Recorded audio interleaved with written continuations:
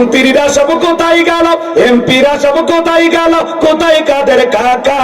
ওদের সারা দেশটা এখন লাগে ফাঁকা ফাঁকা। পালাবো না, পালাবো না, পালাবো না, যাই না তাদের দেখা। ওদের সারা দেশটা এখন লাগে ফাঁকা ফাঁকা।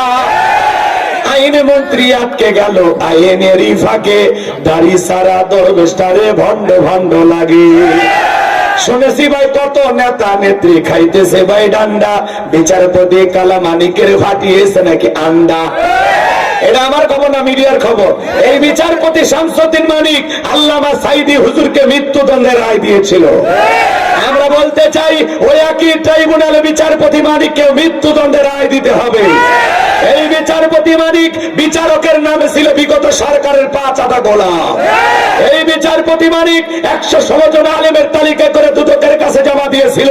আমার মতো গাইবান্ধার ভাঙ্গা বক্তা রোল নাম্বার ছিল 23, সিরিয়াল আমার নাম্বার কত গো? যারা আলেমদের তালিকা করেছিল বিনা তালিকায় কলার পাতা ছুঁয়ে থাকে। পুলিশ যা বলতেছে বৃদ্ধ মানুষ কখন কলার পাতায় ছাগল এসে মুখ লাগায় কোনটা খাইতে কোনটা খায়, অতএব আপনি চলেন জেলখানায় থাকে। চাচা কথা ঠিক আছে না? এরা দুর্নীতিবাজ ছিল, কথা কোন ঠিক কিনা? এখন কে আছে? পলকের ঝলক গেল, পলকের ঝলক গেল, থামিয়ে নেটের চাকা। ওদের সারা দেশটা এখন লাগে ফাঁকা ফাঁকা। কি কথা ঠিক আছে? কোথায় গেল সংসদেতে মমতাজের গান? কোথায় গেল হযরত বলা স্বামী ওসমান?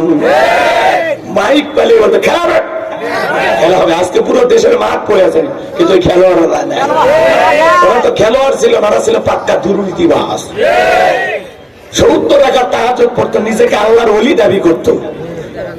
41 সাল পর্যন্ত টিকে থাকার স্বপ্ন দেখেছিল, কিন্তু 5 আগস্ট 24 সালে আল্লাহর ওলিদের ভাগ্যে কি আছে আল্লাহর ওলিরা জানতো না। কথাটা ঠিক কিনা? এজন্য মনে রাখবেন, জুলুম কখনো চিরস্থায়ী হতে পারে না। জুলুমের একদিন পতন আছে। যৌবনের জোর আর ক্ষমতার জোর দুটো চিরকাল থাকে না, দুইটারই উত্থান পতন আছে। কথা ঠিক আছে না? রাগ করতেছেন মনে হয় আপনারা। চলেন ভাইরা, আমরা